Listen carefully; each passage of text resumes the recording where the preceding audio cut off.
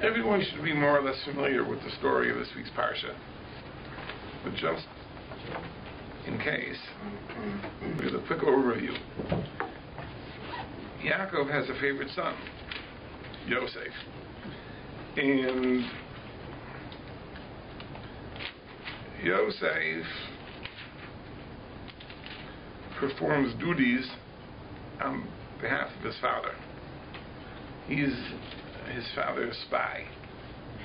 So if any of the other sons do something which is not 100%, Yosef is the one who brings the information to his father. So he's his father's right-hand man. And Yaakov, of course, loves him, and he gives him a symbolic coat, the Ksevenes Pasim, which demonstrates that special relationship. And of course, the other brothers are jealous. And Chazal point out that very small things have the power to arouse jealousy. The Gemara says, "B'shvil shnei sloya milas," it was because of trim that was $2 worth that the Jews ended up in Egypt. Meaning they weren't fighting over a very important thing. They were fighting over the little bit of extra trim that this coat had. Because, of course, it wasn't the trim. They could have bought trim themselves, and their coats would have been equally decorative. It was the symbolism of it, the fact that Yaakov showed some favoritism to Yosef. And the value of the extra bit of trimming was really irrelevant. And they couldn't get along. Then Yosef has a dream. And incredibly, he tells his brothers. So what is the dream? He says, one day we're in the field, and we're all bundling grain, and my bundle stands up, and your bundle stand up and bow to my bundle. So all the other bundles are bowing to my bundle. So the brothers understand the meaning of the dream, the symbolism of the dream, and they say, do you think that we're going to bow to you? You're going to be our king? And now they had more reason to hate him. In addition to his earlier offenses, now they hate him for his dreams. And then he has a second dream. And again, he relates the dream. Didn't learn his lesson. He said, I had a dream that the sun and the moon and 11 stars were bowing to me. So, of course, 11 stars are his 11 brothers. The sun and the moon refer to his parents. And this is really a question, because his mother wasn't alive, but his mother's maidservant, Bilhah, was alive, so perhaps she's the moon that the dream refers to. And this time, Yaakov rebukes Yosef. And he says, do you think the time is going to come that your mother and I and your brothers are going to bow to you? So the brothers are more jealous than ever. But it says, Va'aviv shamar asadover. The father, he guarded the matter.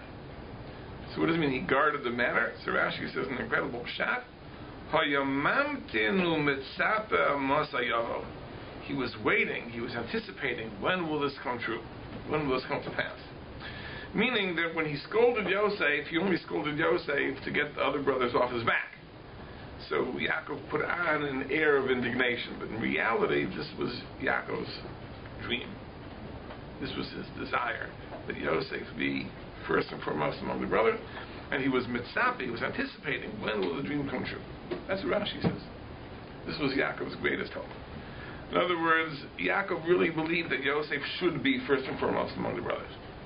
Then, of course, one day, the brothers are grazing the sheep, the family sheep in Shechem, and Yaakov sends Yosef on a mission to go and see how they're doing. And Yosef, suspecting nothing, goes. And the brothers see him from afar, and they say, oh, here comes the dreamer. Let's do something to him and see what happens to his dreams. And the question is what to do exactly. So some say to kill him. Reuven, in the meantime, says, throw him in a pit, and let's deliberate. And then Yehuda suggests that we sell him as a slave, and that sounds dandy, and that's what they do. They sell him to a slave, ultimately he's taken out to Egypt, and the brothers cover up the crime. They slaughter a goat, and they dip that Ksonas Pasan, that special coat, in blood. They send it to Yaakov, and they say, recognize this coat. They don't tell Yaakov what they did. They don't even give a suggestion that Yosef died. They simply say, do you recognize the coat? And of course, Yaakov jumps to the conclusion that he's been devoured by a wild beast, and Yaakov falls into a state of mourning from which he never gets up. And normally a person mourns, it's for a period of time, 7 days, 30 days, whatever it is. But in this instance, Yaakov never got up from his mourning until later on, we're going to read in a few weeks, he discovers that Yosef in fact is alive, and he's become the viceroy in Egypt. And that's when Yaakov's mourning ends. And of course, we know what happens. Yosef goes down to Mitzrayim, and through an amazing chain of events, he rises to power, and he becomes the viceroy of Egypt, and he saves Egypt from famine. He oversees the food program during the 7 years of plenty. The food is stored. Then comes the famine, and through his intelligent ideas, the country is saved. The brothers in Israel are also suffering from famine. They come down. Yosef accuses them of being spies, and you know the whole story. And ultimately, Yosef reveals himself, and the family is reconciled. That's the basic story. I'd like to reflect on one very simple question. What should have happened? When Yosef had these dreams, what was he meant to do? What was he meant not to do? Now, it's a funny thing. We learn Chumash, so we tend to focus on the story, what the Torah tells us happened. But what should have happened? Like, what would have been the right thing for Yosef? Would have been the smart thing for Yosef to do? Was it a mistake to tell the brothers? Should have spoken to his father.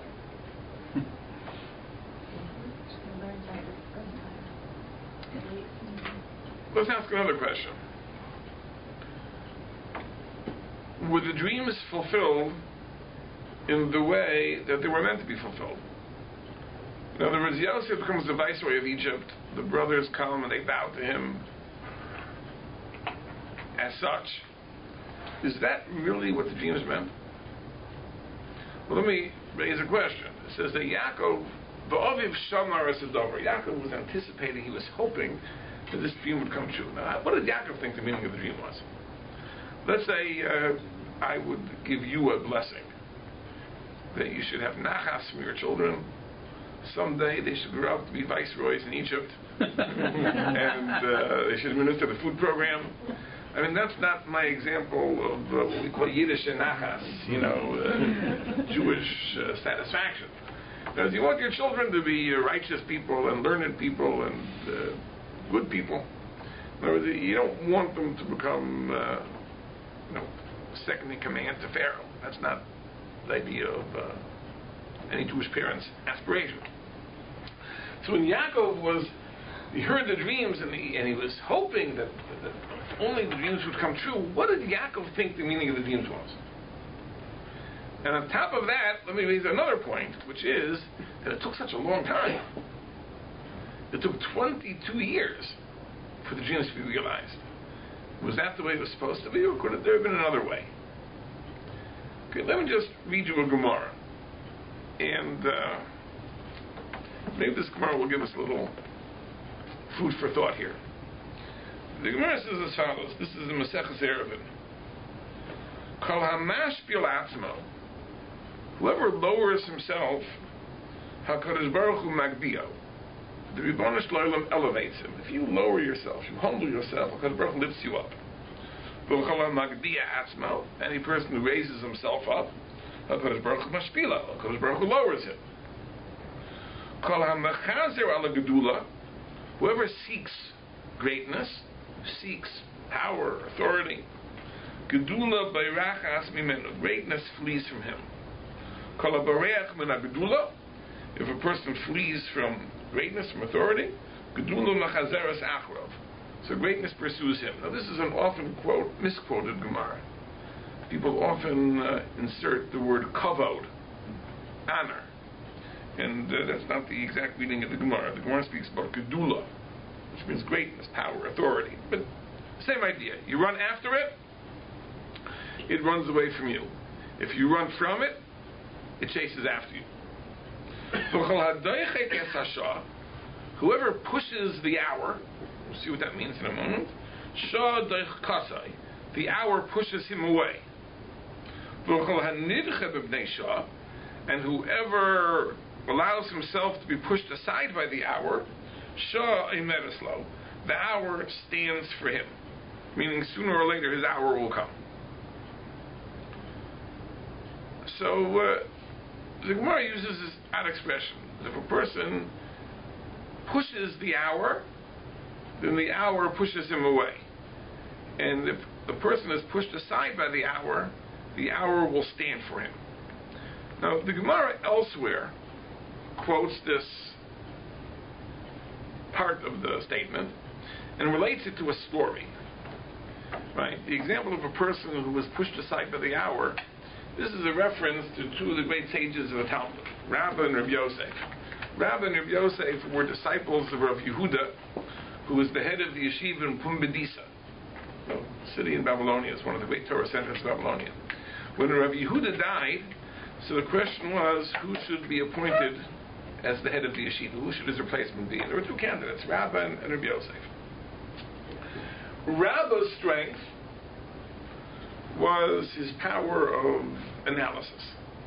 He had a very, very sharp mind, could actually tear a Talmudic statement to pieces, grind it up, digest it.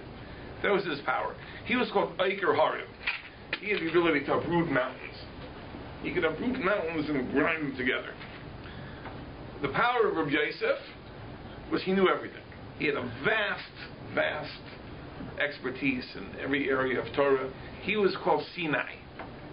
He was like Mount Sinai. That's where all the information comes from. So the question was, who should be the head of the yeshiva? If you have one candidate who's Sinai and the other is Eiker Harim, one knows everything and the other can grind up the mountains, so who should be the head? So they couldn't decide. So they sent a message to the sages in Eretz Yisrael, and they sent back a message that Sinai Odif, that the person who has the vast knowledge, he should be the head, because Hakol Tzvichim L'Mari Chitaya. Everyone needs a wheat merchant. Meaning that you can't grind unless you have wheat. Right? You can have a mill, but if you have nothing to grind, you have nothing to grind. So first you have to have the information, then you can analyze. So therefore you need a Rosh Yeshiva who knows everything. You can't just have a Rosh Yeshiva who's good in the area of analysis. You have to have the raw material with which to work. It's like they say that Reb Chaim Brisker, who was known as having one of the most analytical minds, he really was an Oker Harim. So he had a son who was equally adept at analysis. And Reb Chaim once said about his son, when his son was 16 years old, that he knows the entire Shas with Rashi's commentary. So someone said to Reb Chaim, to the father, since when is that important to you? Because your strength is analysis. It's important to you that your son have this vast knowledge of the entire Shas. So Chaim Brisker said that if a person doesn't have the entire Shas on his fingertips, so any chidush, any innovative idea he says, he has to suspect that it's false, because he doesn't have the raw material with which to judge whether he's saying something which makes sense or something which doesn't make sense. You know, I once heard a story. It's a hysterically funny story. There was a very great Talmud Chacham. I know who it is, I'm not going to say. He was a great Talmud Chacham. And a young man came to take his daughter out on a date. Prospective marriage partner. And it was, of course, very important to this great Talmud Chacham that his son-in-law be a Torah scholar. So the boy understood that he was going to meet the father, and he had to be prepared to say over some Torah thought. So the boy comes in, and he says his little piece of Torah. And the father, who was a very brilliant Talmud Chacham, says, you know, I think there's a Gemara that says not like that. So the boy at that point made a fatal error. The boy says, there's no such Gemara. Now, he didn't know who he was talking to. I mean, the boy just, that was it. So the girl's father says, no, I think there is such a Gemara. So the boy said, there's no such Gemara. So at that point, the rabbi said, there is a Gemara, and it's on the next page of the Gemara that you were discussing. And that was the end of that. So you have to know. If you don't know, something which looks like it makes sense on page 1, you turn to page 2, it's up. Yes, I was wrong. So you got to know. You have to have the raw material. So therefore, they held that Rabbi Yosef, who was the Sinai, he should be the Rosh Yeshiva. Rabbi Yosef refused the job. He refused the job. Why? Because he was given a prediction by the stargazers that he would be the Rosh Yeshiva for 2 years. Only 2 years. And in those days, there was only one way that your term as Rosh Yeshiva ended. Fired. No, not fired. Or died. You died. That was it. And you kept it was a lifetime appointment. So he had this prediction that he only be Rosh Yeshiva for 2 years. So what's the rush, he said. What's the rush? So, okay, he refused the job, so they appointed the other candidate, Rabba, right? And Rabba was the Rosh Yeshiva for 22 years. For 22 years, he was the Rosh Yeshiva. And those 22 years, Rabbi Yosef conducted himself as a regular person, even though really he was the more qualified candidate. He should have gotten the job. It says he conducted himself with no airs. In those days, the Rosh Yeshiva, it's not like nowadays the Rosh Yeshiva. In those days, the Rosh Yeshiva was like a king. He was treated like a king. But Rabbi Yosef put on no airs at all. The Gemara says that he didn't even have the doctor come to his house. And that's when doctors used to make house calls. He didn't let the doctor come to his house. He said, no, I'm going to the office. No, don't come free. And for 22 years. Then Rabbi died. And Rabbi Yosef came to Rosh Yeshiva for 2.5 years. And then Rabbi Yosef died. So if he would have become Rosh Yeshiva right away, that's it. 2.5 years, he would have been gone. But because he was not in any rush, no rush, so therefore he got an extra 22 years of life. Wow. Right? And then he became Rosh Yeshiva, and the prediction was true. 2.5 years later, he died. Wow. By the way, I'll tell you an interesting thing. That there's a Gemara elsewhere that says, you know how old Rabbi was when he died?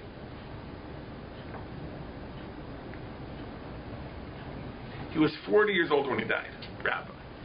And he was Rosh Yeshiva for 22 years. That means they appointed him when he was 18 years old to be the Rosh Yeshiva. And he was Rosh Yeshiva for 22 years.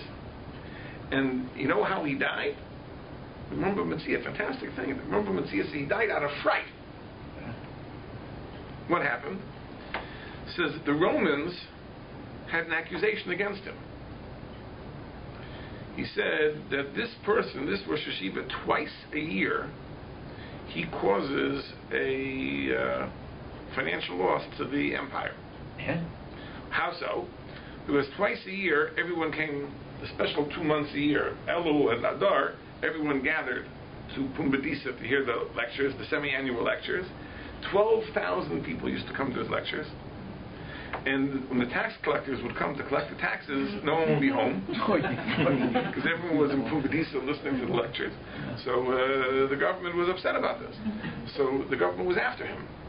And the Gemara says he had to go into hiding. And then he thought they had found him. They really hadn't found him. They thought they had found him, and he died of fright.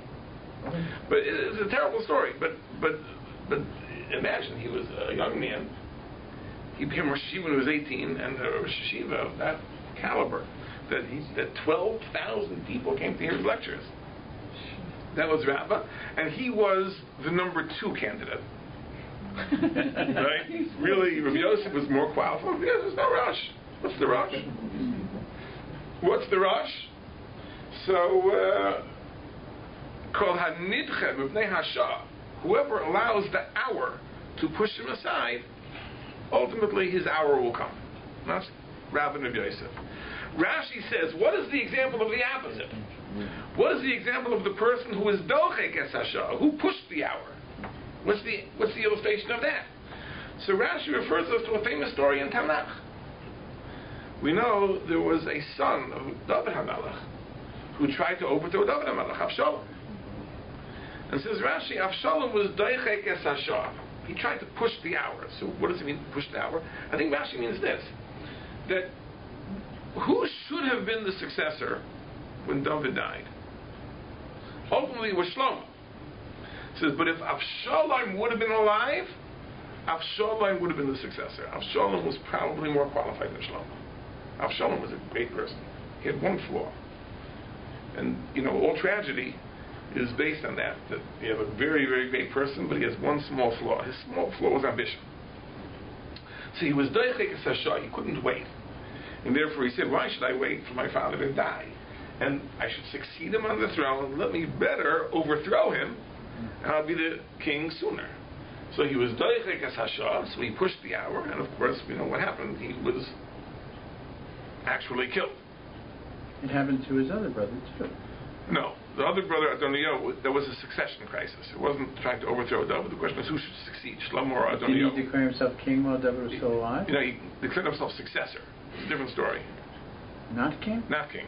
Adoniah declared himself a successor to David. It was during David's lifetime, but he said he'll be the successor instead of Shlomo, but he didn't try to overthrow him. Now, but you see this idea. The idea is that patience, no rush. When it comes to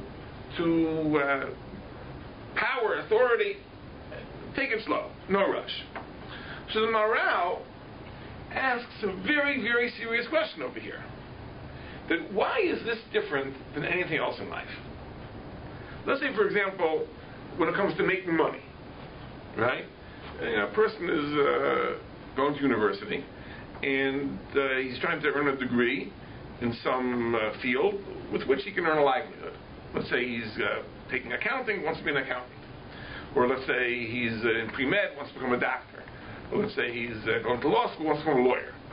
And he can complete the course in 3 years, or he can stretch it out to 5 years. So we tell the guy, hey, what's the rush? Slow down. Slow down. He says, why do it you can do it in 5 years. Why do you want to be Darchei es hashah? Why do you want to push the hour? We don't say that. We say you have a goal, pursue the goal, and do it as fast as you can. Right? There's no point in delay, no point in stalling. Really, whatever your goal is, you want to make money, make it as fast as possible. You want to build a building, build it as fast as possible. Now, why all of a sudden is there a question of being Darchei es hashah? Don't push the hour. What's the rush? Maharal says that this is specifically in the area of gedula, specifically in the area of power and authority. In other words, if it's a question of making money, then no problem. Do it as fast as you can, as efficiently as you can. There's no idea of deliberately delaying. You want to build a building, certainly build it as fast as you can. You want to drive to New York, within the speed limit, go as fast as you can.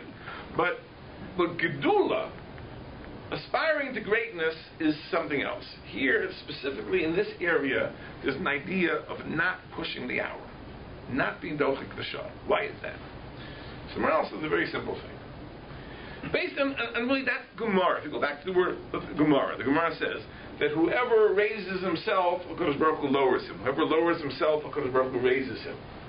Whoever runs after gedula, gedula runs away from him. Whoever runs away from gedula, gedula runs toward him. There are certain things which a person must recognize and feel that they are a divine gift. If a person deludes himself into thinking that he's done it himself, there can be very tragic consequences. Power is one of those things. But as long as you know that your power, your authority comes from the Ribono Shel Olam, there's less of a danger that you'll abuse it. If you believe that you've earned it, you've created it, you are the master of your power, then the likelihood of abusing it is very, very great. Now, presidents of the United States, when they are elected, often will get up and say something like, I am so humbled by the fact that the American people have placed their confidence in me, and so on and so forth. But that's just political talk. They don't mean that at all. What they really want to say is, boy, we really whooped them, didn't we? And we had a better campaign, and we and all that. But genuine humility is a very good thing. Genuine humility in a leader is a very good thing, because it is a curb to abuse of power.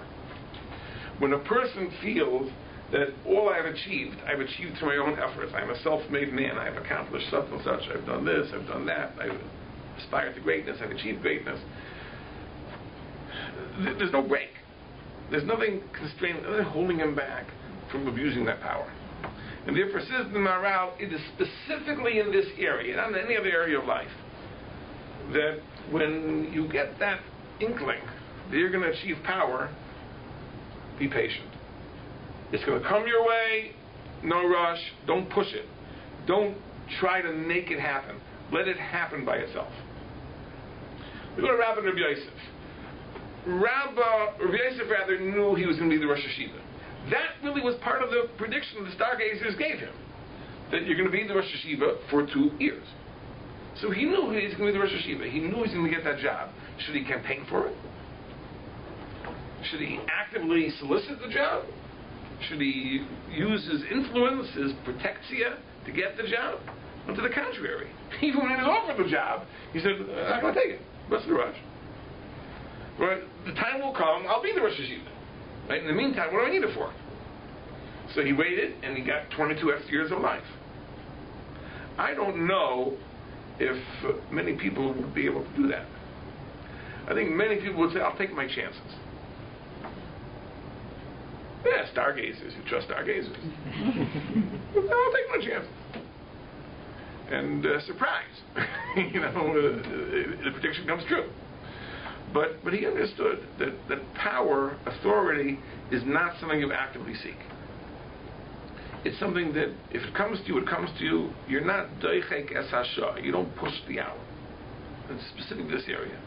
So greatness, authority, has to be something which comes to you, not something that you campaign for. Now that's why, it's an amazing thing. Among Gedolei Yisrael, among the greats of our people, there's no such thing as campaigning for the position of being the Gadol Hador.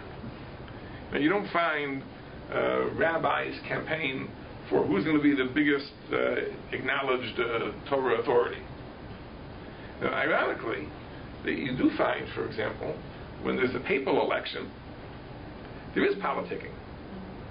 In the College of Cardinals, they're jacking for position and so on and so forth. I'm not saying that the motives are corrupt. I'm sure that each of the cardinals has a vision of the way the church should go. There are liberals, there are conservatives, and each one has ideas and how his papacy will advance the ends of the church. But there is campaigning, right? There are people that are trying to assert their vision for the church, and therefore they actively campaign for the position. So it says, among the Gedolei Yisrael, you don't have such a thing. There's no such thing as I'm campaigning to be the Gadol Hador. Right? My Rosh Yeshiva once said that the cream rises to the top. Because everyone knows who the big people are. They don't campaign for the job. Because that's the idea. If you're doichek es hasha, you push the hour pushes you aside. Right? If you let the hour push you aside, you'll have your hour. That's what the Gemara says.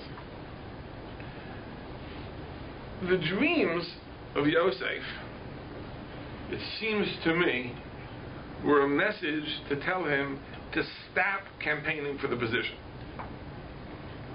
Because Yosef was campaigning for the position. It says that Yosef set himself up as his father's right-hand man. Now, whatever the brothers did, he would report. He was his father's assistant. His father acknowledged that. His father encouraged that. Gave him the Kseinas Pasim. Gave him the special coat as a symbol of that. HaKadosh Baruch Hu told him the dreams to tell him, listen, this is going to happen. You don't have to campaign. This is going to happen. Now it's time to relax. Let it happen by itself. Let it happen by itself. There's nothing you should do at this point. There is an inevitability, but don't push the hour. And Yosef was Darchei Kasasha. He pushed the hour. Right? How did he push the hour? He told the dreams to his brothers. He said, look, confirmation. But you have to know there's an amazing Hasidic story, which I think has relevance to this. You know, there was a story that there was a Rebbe who passed away, and he had 2 sons. And the question was, who should be the replacement? Who should be the new Rebbe? So each brother said, I should be the Rebbe.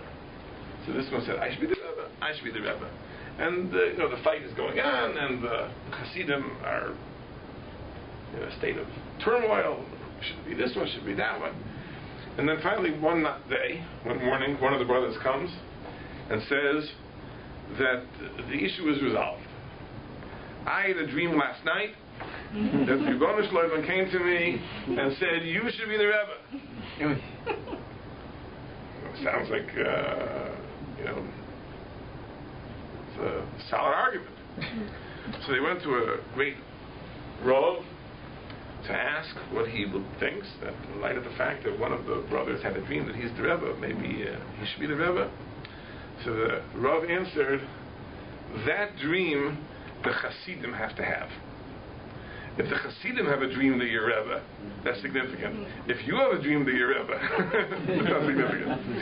If Yosef was meant to be the leader, maybe the brother should have had that dream, that Yosef is the leader. But Yosef has that dream, that's for himself. That's meant to be private. That's not meant to be shared. And he's not meant to act on it. Right? He's not meant to be Darchei Kasasha. He's not meant to push the hour. He's meant to understand there is an inevitability. You don't have to do anything at this point. What will happen, will happen. And I believe that if Yosef was not Darchei Kasasha, it would have happened sooner, and it would have happened in a totally different way. Yosef would have been first and foremost within the structure of Klal Yisrael. Because that is what the dream really meant. The dream did not mean that he'd be the viceroy of Egypt. Right? The dream really meant, as Yaakov Avinu thought, that Yosef would be within Klal Yisrael first and foremost. And now this is something that we have to understand. Because we have the benefit of hindsight, so we understand how Jewish history unfolded, and ultimately Malchus was vested in the tribe of Yehuda. But at this point, nothing was known. Everything was up in the air. But I don't understand the Rosh, because it's Yaakov himself who gives a blessing to Yehuda that Malchus won't believe. That's after the whole story. That's after the whole story unfolds, right? Yaakov understands that the dream was fulfilled in this bizarre way. They should be the viceroy of Egypt. Apparently, that Yosef was not meant to be the king of the Jewish people. He was meant to be the king of Egypt. So therefore, it's Yehuda who's meant to be the king of the Jewish people. But isn't Yehuda treated by the other brothers always as their leader? The other brothers, that's exactly. The other brothers saw Yehuda as their leader, right? Yaakov thought it should be Yosef, right? When the dream was fulfilled in the way that it was fulfilled, with Yosef being the viceroy of Egypt, Yaakov came to understand that the other brothers were right. He was wrong. And Malchus was really meant to be vested in Yehuda. But in any case, this is what I think it seems very reasonable that if Yosef would not have pushed, then the whole story would have unfolded differently. Yosef would have become the leader of the Jewish people within the structure of the Jewish people. But he was Darchei Kasasha, he pushed for the position. And therefore, it became fulfilled only after a very long time, and in a very, very unexpected way, that he should be the viceroy of Egypt. Now that, of course, provided great benefits to the Jewish people. But it was not a position of leadership as a Jewish king. It was as the viceroy of Egypt. Now let me show you another place in the parsha where we see that Chazal criticized Yosef exactly for this. Because, in the end of the parsha ends at a cliffhanger. A cliffhanger. Yosef is falsely accused of having an affair with his master's wife, the wife of Potiphar, and he's thrown into prison, and he's meant to be there for 10 years. 10 years pass, and he has become a very important person in the prison. He serves all the other convicts, and this was not a small town lockup. This was a very, very high level prison, only for the best people, the finest people. This is where the government officers were imprisoned for their various offenses. Now, this is an interesting thing. When you read the parasha, you'll discover, Paro had a cabinet. He had many sarim, right?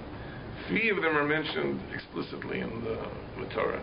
There was the Sarah Tabachim, the chief butcher, the Sarah Mashkim, the chief wine steward, and there was the Sarah Ophim, the chief baker. Now, these were the highest echelon of officers in Israel. This is an interesting thing. We have, the Ministry of Education, the Ministry of Defense, the Ministry of Foreign Affairs. We have all these, very lofty ministries. They had the Ministry of Bread, the Ministry of Wine, and the Ministry of Meat. Right? The idea is, because in those days, it wasn't like nowadays that the government is meant to serve the people. Right? The government is meant to serve the king. Right? So what do the king's needs? The king needs wine, bread, and meat. Right? So the top 3 people in the government are the minister of meat, the minister of wine, and the minister of bread. I mean, these are the Asirei HaMelech. These are the royal prisoners. And what was the great offense? So Chazal say that the Sarmashkim served a cup of wine that had a fly in it, and the Sarah Ophim served a loaf of bread that had a splinter in it, and therefore they were imprisoned. They were imprisoned. Potiphar was the butcher? Tabachim is the butcher. Potiphar was the butcher. He was the butcher. Potiphar was the Sarah Tabachim, the chief butcher. Now, I'll just tell you a very interesting thing. So, the Medrash says that the fly, that's negligence. Because you can see the fly floating in the cup. You serve the king a cup of wine that has a fly in it. That's negligence. You serve a loaf of bread that has a splinter buried in the middle of it, you wouldn't know. Yeah. It's buried in the middle of a loaf. So which crime is worse, the crime of the wine steward or the crime of the baker? We would have said the crime of the wine steward is worse, but strangely enough, it was the wine steward who was pardoned, and it was the baker who was executed. So why should that be? So, just tell you this interesting thing that we're talking about. The Aruch HaShulchan writes in his commentary on the Haggadah, he says, Libi Omerli, my heart tells me that what really happened was that the Sarah Ophim, the baker, put the fly in the cup, and the wine steward put the splinter in the bread. And that's why the punishments are reversed. I don't know. I think more likely is that this power liked the one guy more than the other, and had nothing to do with their crimes. But they each had a dream. And Yosef interpreted the dreams, and he correctly foretold that the Sarah Mashkim was going to be pardoned, and the Sarah Ophim was going to be convicted. So he told the Sarah Mashkim, listen, he says, when you stand before Paro, when he acquits you, put in a good word for me. Put in a good word for me. Tell him that there's a boy in prison. He interpreted the dreams. He's been there for 10 years. And put in a good word, maybe I'll be released. Chazal say that because he put his faith in the wine steward, he was given an extra 2 years in prison. Yibona Shleilim made him stay an extra 2 years. And it says that the Sarah Mashkim forgot about him, just slipped his mind.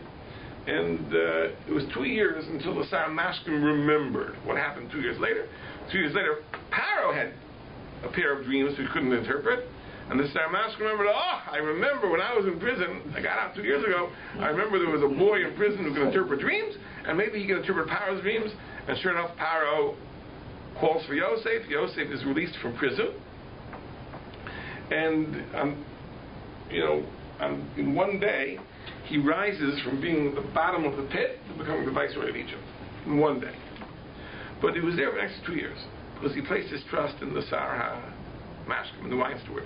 And the Medrash applies to Yosef the idea that Orur HaGever Asher Yiftach Ba'odam. Cursed is the man who places his trust in other men, V'som Basar Zro'o, and he relies on the power of human flesh. That's a reference to Yosef. Baruch HaGever Sheyiftach Ba'adam, that's the flip side of the verse that we all know from Birchas Hamazon. Blessed is the person who places his trust in God. Cursed is the person who places his trust in man. And Yosef illustrates this point. So everyone asks, everybody and his uncle ask, that this doesn't seem to be a breach of faith. We know that one of the most fundamental principles is that despite the fact we have an obligation to put our faith and trust in God, we're certainly allowed to do things to advance our interests. We're allowed to work for a living, we're allowed to take medicine in case of illness, and so on and so forth. So if you're in jail, well, you can't tell a person to put in a good word. You can't put in a person a good word. So, we've discussed over the years many, many different answers to this question. I'll just tell you one answer, then I'll tell you a second answer which emerges from our discussion tonight. The Chazon Ish says an amazing answer. The Chazon Ish says like this. He says, of course, you're allowed to do things to advance your end. But it cannot be out of desperation. It can't be out of desperation. Meaning, if there is nothing that really should work, if things would follow the natural course, just to do something which is harebrained, just because I got to do something, that's a lack of faith. That's a lack of trust. Now, the Rebbeinu Shalom wants you to use reasonable means to advance your interests. But when it reaches the point that there's really nothing realistic to do, then this compulsion to do something, to grasp at straws, that is a breach of faith. I'll give you an illustration. I remember this. When I lived in San Diego, California, so right across the border, San Diego is right on the border of Mexico, is Tijuana. It was right across the border. And Tijuana had many, many medical clinics that practiced quackery of various sorts. And, people that had very serious illnesses, and the doctors gave up on them, and they said there's nothing more that medical science can do.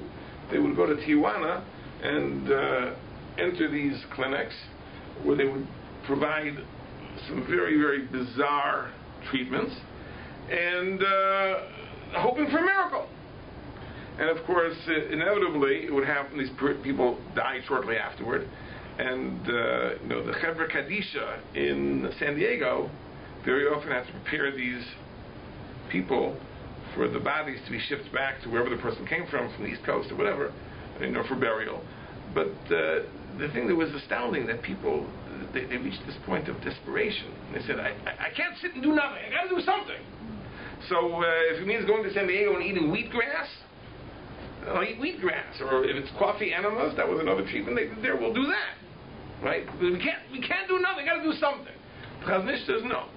He says, if there's something reasonable that you can do, by all means do it. Once you reach the point that there's no reasonable hishtadlus, there's no reasonable effort, then you're in God's hands. You're in God's hands. Let me tell you a story that illustrates this point.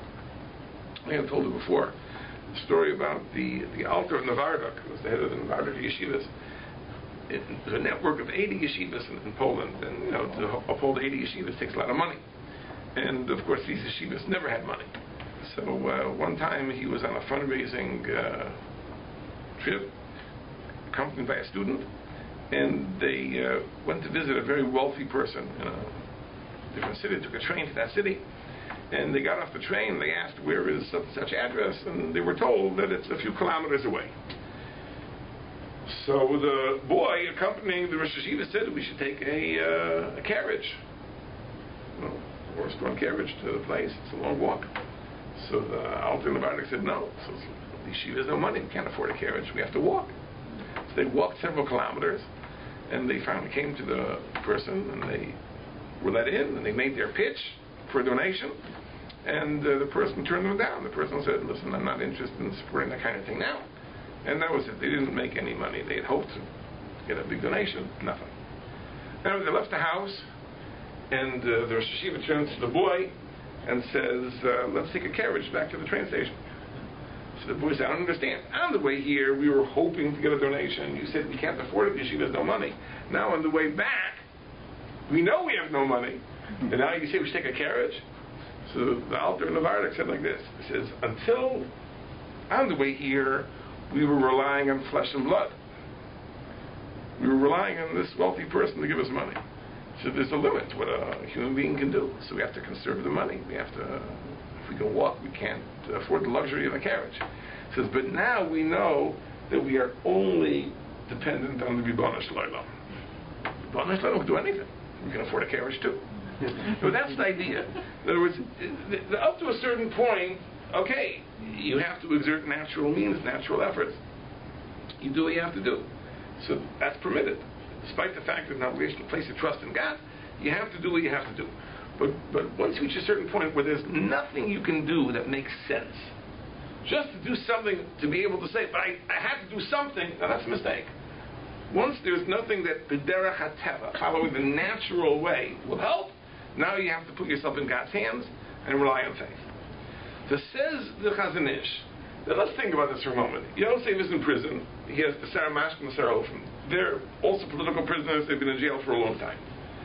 Paro, every year on his birthday, gives pardons. And if you're lucky enough to get a pardon, that means you've been saved by the skin of your teeth. That means you've hit the jackpot. You hit a grand slam. Like this should not have happened. So at that point, what are you going to tell Paro? By the way, maybe you'd also release my other friend. I mean, this harebrained, right? A person in that position, right, bows down on his hands and knees and thanks Paro and kisses the ground and says, I'm undeserving and thank you and how can I even express my appreciation? And you don't ask Paro for more favors. And if Yosef thought this was a good idea, that was a sign of desperation. Therefore, that's what the Medrash says. This was a lack of faith. Because this was not a meaningful hishtadlus. This was not a meaningful effort. This is not something that could have worked. This was a harebrained scheme. He did it because you got to do something. That desperation points to a lack of faith. That's what the Chazon Ish interprets. But I think there's something else over here. A very, very simple explanation. Yosef knew that this was not the end of the road. Yosef knew that he was not going to die in this prison. He knew that his hour was going to come. How did he know? Because he still had the dreams back in the beginning of the parasha. That he knew the time was going to come, that he was going to rise to greatness, that his brothers and his parents were going to bow to him. So he knew that his term in prison was only a temporary setback.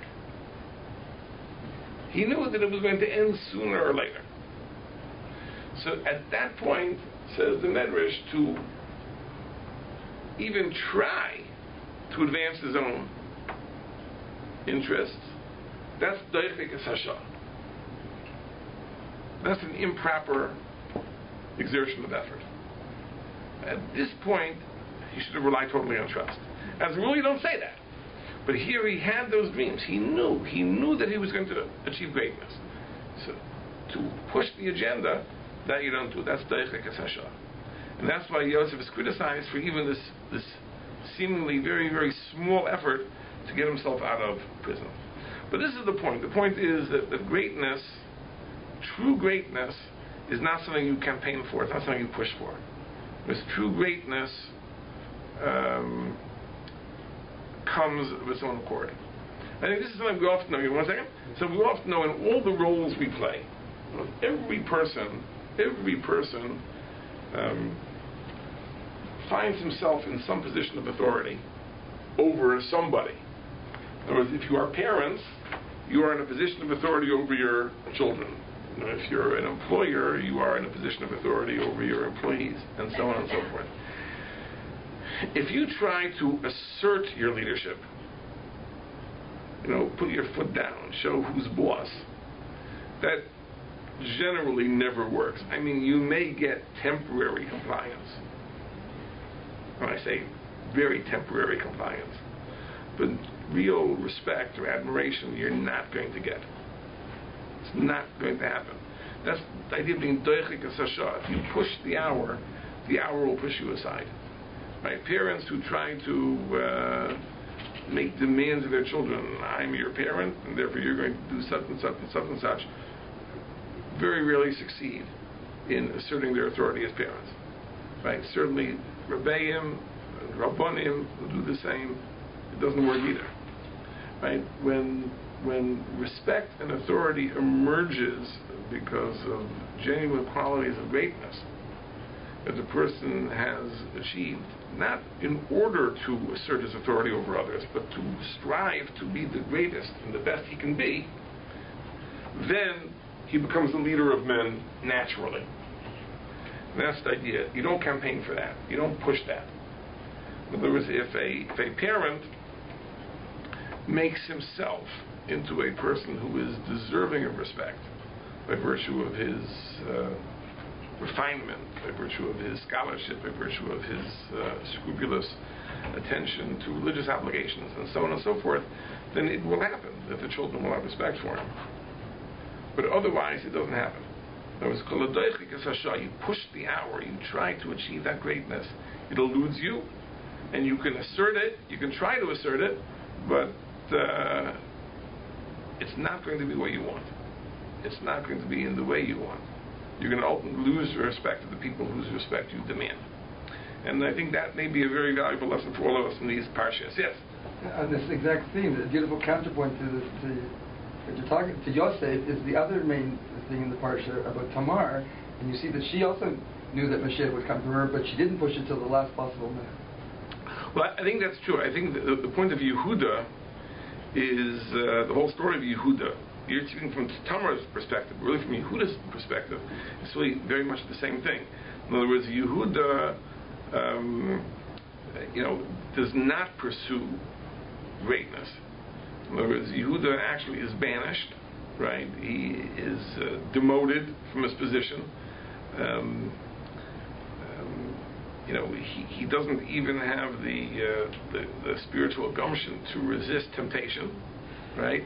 And yet, everything that he does ultimately leads to the fathering of the antecedents of the Messianic line. So Yehuda is the exact opposite of Yosef in this respect, and ultimately Malchus comes to Yehuda. It was very, very interesting that in Megillas Rus tells the story of Elimelech. Elimelech was the leader of the Jewish people in his time, and there was a famine, and he went to Moab, and he died there. And the Gemara says an amazing thing, that the name Elimelech means Elai Tavo Malchus. Kingship will come to me. He was convinced that he was destined to be the progenitor of the royal line. Right? In fact, it ended up not being that way. It ended up being his nephew, Boaz, and who had a child with Obed, who's the great-grandfather of David HaMelech. But the interesting thing is that you see that he was Doichek Asasha. He was convinced that it was coming to him. When you're convinced that it's coming to you, then you ultimately lose it. It has to be almost through passivity that you acquire malchus. Yeah. The English expression "grasping at straws" is that an allusion to a person who's drowning and sees some straws and tries to grab it? Yeah. So it's understandable that a person in a panic situation would do that, even though he had a moment to look at it. But what are you supposed to do in that situation? Say, well, here I go. I'm going to drown now. I mean, people, I don't know, like... Well, again, it's a natural panic reaction. What you really have to do is you have to think, is there something that I can do at this moment that makes sense? Right? Now, the person who grasps at straws and treads water, that type of thing, might do a lot better just simply trying to float. right? You know, in that situation, you have to figure what is the maximum I can do. But to grasp at straws, which is like trying to hit a home run, probably is a counterproductive strategy.